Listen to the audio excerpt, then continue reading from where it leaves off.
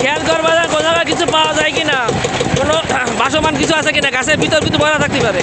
শনিবারে যে একটা ট্রলার ডুবি হয়েছিল, ট্রলার ডুবিতে আসলে একটা মেয়েকে পাওয়া যাচ্ছিল না, অর্থাৎ তারা তো 13 জন যাত্রী ছিল, একজনকে পাওয়া যায় না, 12 জনকে মোটামুটি সুস্থভাবে উঠানো হয়েছিল। সোমবারে সকালে আমরা এই যে কয়েকটা দিন গেল, এই কয়েকটা দিন কিন্তু কোস্টগার্ড, আমাদের বন বিভাগ টহল করতেছিলাম, কিন্তু ইচ্ছা করলে তো পাওয়া যায় না।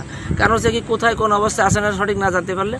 পরিশেষে এই জয়মনির পাশে ওখানে কিন্তু এই বডিটা পাওয়া গেছে। শেষ পর্যন্ত পাওয়ার পরে ওখান থেকে যে নৌ পুলিশ আছে জয়মনি, সেই জয়মনি সেখানে নৌ পুলিশের কাছে হস্তান্তর করা হয়েছে।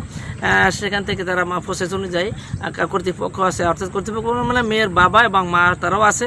আমাদের এখানে যারা জালি বোট চালায় তাদেরকে অনুরোধ করব, আপনি জালি বোটে যতটুকু লোক ধরা সম্ভব এতটুকু উঠান, উপরে শুধু উঠান না, এবং প্রত্যেককে অন্তত লাইফ জ্যাকেট দেন।